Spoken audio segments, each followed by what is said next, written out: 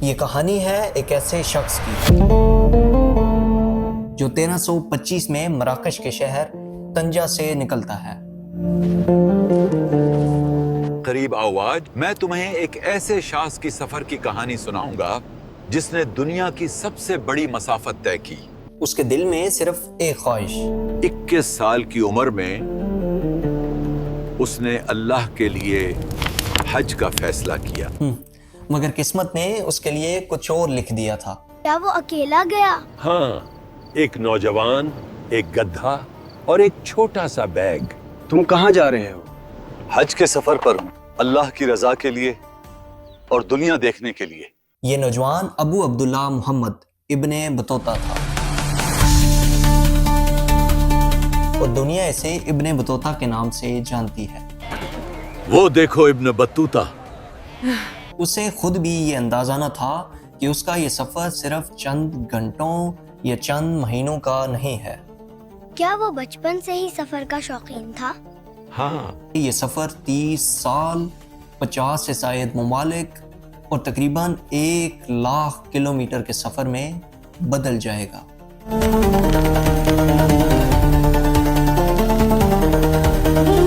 یہ تاریخ کا سب سے لمبا اور حیرت انگیز سفر تھا، اور آج آپ کو ہم یہی سفر بتانے جا رہے ہیں۔ چلو آؤ دیکھتے ہیں کیسے ایک اکیلا نوجوان اپنے پہلے قدم کے ساتھ تاریخ کا سب سے بڑا مسافر بن گیا۔ اس سفر کو آسانی سے دیکھنے کے لیے ہم اسے 8 پوائنٹس میں ڈیوائیڈ کریں گے۔ پوائنٹ 1، شمالی افریقہ۔ اس کے سفر کا پہلا قدم، اس نے اپنا وطن چھوڑا، الجزائر، تیونس، طرابلس اور پھر مصر۔ ہر شہر اس کے لیے نیا تھا اور ہر سفر نامعلوم، کبھی پہاڑ، کبھی بیاباں اور کبھی ایسے قافلے جو اسے زندگی کا اصل مطلب سکھا جاتے۔ جب وہ اسکندریہ پہنچا تو پہلی بار اسے یہ احساس ہوا کہ دنیا کتنی وسیع ہے۔ وہاں اسے کچھ ایسے بزرگ ملے جنہوں نے اس کے دل میں آگے بڑھنے کی روشنی پیدا کی۔ ایک بزرگ نے اس سے کہا، تمہارا دل سفر چاہتا ہے، تم ہندوستان، سندھ اور چین تک جاؤ گے۔ اس نے حیرت کے ساتھ یہ بات سنی اور بعد میں اسے یہ احساس ہوا کہ وہ بزرگ سچ کہہ رہا تھا۔ نمبر 2، مصر سے شام۔ وہ نیل کے کنارے قاہرہ آیا۔ مندر اتنا وسیع اور راستہ اتنا غیر یقینی، مگر دل کہتا ہے آگے بڑھو۔ یہ شہر دنیا کے بڑے شہروں میں سے ایک تھا، علم، فن اور تہذیب کا خزانہ۔ مسالے یہاں سے لیں۔ روٹی تازہ ہے۔ پھر وہ قافلے کے ساتھ فلسطین کی طرف بڑھا۔ کتنا وقت باقی ہے ابن بطوطہ؟ بس تھوڑا اور، ہم جلد ہی پہنچ جائیں گے۔ غزہ، بیت المقدس اور سب سے بڑھ کے حضرت ابراہیم علیہ السلام کا شہر الخلیل۔ ہر مقدس مقام نے اس کی روح میں ایک نئی روشنی پیدا کی۔ نمبر 3، حج کا سفر۔ لبیک اللہم لبیک۔ اس نے اپنا پہلا حج مکمل کیا اور یہ لمحہ اس کے لیے ایسا تھا کہ جیسے پوری زندگی مکمل ہو گئی ہو۔ تیرا شکر ہے جو تو نے مجھے اس قابل سمجھا ہے۔ لیکن سفر تو ابھی شروع ہوا تھا۔ مدینے سے نکل کر وہ عراق پہنچا، کوفہ، بصرہ، واسط اور مشہد علی۔ یہاں اس نے ایسے عقیدت مند دیکھے جن کی زندگیاں ایک ہی سوچ کے گرد گھومتی تھیں، اللہ، عشق اور خدمت۔ کچھ جگہوں پر اس نے عجیب و غریب رسمیں دیکھی، لوگ آگ پر چلتے، سانپوں سے کھیلتے اور اسے عبادت سمجھتے۔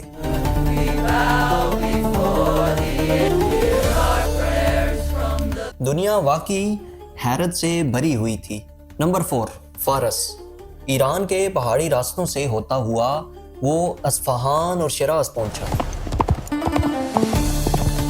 شیراز میں وہ ایک بزرگ شیخ مجد الدین سے ملا۔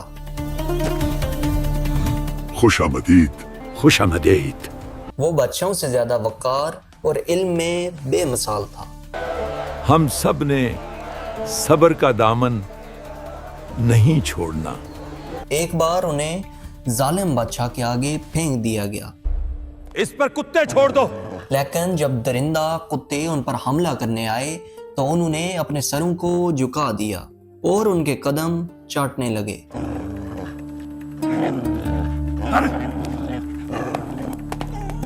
इस मंजर ने बादशाह की जिंदगी बदल दी और बतौता को ये एहसास हुआ कि असल ताकत कभी तलवार की नहीं होती बल्कि सच्चाई की होती है। 5. यमन से मशरकी अफ्रीका। वो यमन की घाटियों और पहाड़ों से गुजरा, फिर समुंदर पार करके अफ्रीका की तरफ रवाना हुआ। जब वो सोमालिया और मोम्बासा पहुंचा तो वो हैरान रह गया। लोग सादा थे मगर बहुत ही खुले दिल के। उनकी खुराक, उनकी जुबान और उनकी इबादत सब कुछ मुख्तलिफ था। मकदिशो के सुल्तान ने उसे बेहतरीन इज्जत दी आप हमारे मेहमान हैं और ये हमारे लिए फख्र की बात है। और वहाँ की दावतें ऐसी थी कि एक आदमी इतना खा लेता जितना पूरा मजमा भी शायद ना खा सके। खूब पेट भर कर खाओ बतूता। नंबर 6. मालदीव और श्रीलंका। वो आगे बढ़ता रहा, हिंदुस्तान, मुलाबार, मालदीव, बंगाल, और वो श्रीलंका के मुकद्दस पहाड़ों तक पहुंचा जहां कहा जाता है हजूर ये वही पहाड़ है जहां कहते हैं हजरत आदम ने कदम रखा था। कई मुकामात पर वो काजी बना, कहीं सफीर, हम इंसाफ के रखवाले हैं। कहीं बादशाहों का मेहमान और कहीं पे डाकुओं का कैदी। जान प्यारी है तो जो भी पास है हमारे हवाले करो। लेकिन एक बात हमेशा साबित रही, अल्लाह ने उसकी हिफाजत की। नंबर 7. वस्ती एशिया और मंगोल खान का दरबार। यहाँ वो रूस, बुखारा और काजक मैदानों तक पहुंचा। यहाँ मंगोल हुक्मरान उज़्बक खान का दरबार देखा। दुनिया अजीब मगर शानदार थी। बादशाह अपनी बीवियों को बादशाही तख्त पर अपने साथ बिठाता और फौज उसके एक इशारे पर दुनिया बदल देती। काफिला तैयार करो और इन हराम खुरों को मेरे पास लेकर आओ। वहां से उसे कुस्तुनतुनिया जाने का मौका मिला, जो कि आज का इस्तांबुल है। ये दुनिया की सबसे बड़ी मसीही सल्तनत थी और वो एक मुसलमान मुसाफिर, इसका शाही मेहमान। नंबर 8. घर वापसी। तकरीबन 30 साल बाद वो अपने वतन मराकश वापस लौटा। तुमने हम सब का सर फख्र से बुलंद कर दिया है। हाथ में कुछ नहीं था लेकिन दिल में पूरी दुनिया थी। उसने बादशाह के हुक्म पर अपने सफर की एक किताब भी लिखवाई। मैं फिर गारों से होता हुआ मिस्र पहुंचा और यूं रहला इब्ने बतूता वजूद में आई, जो आज भी तारीख के सबसे हैरत अंगेज सफरनामों में से एक है।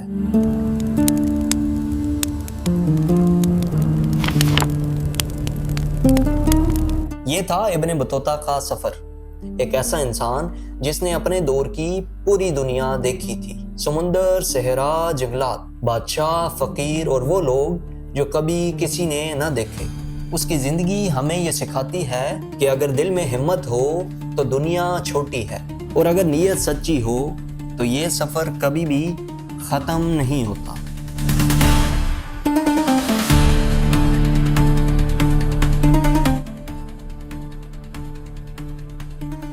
उम्मीद है इब्ने बतूता की जिंदगी का ये सफर आपको पसंद आया होगा। इस तरह की मजीद वीडियोस देखने के लिए हमारे चैनल को सब्सक्राइब करें।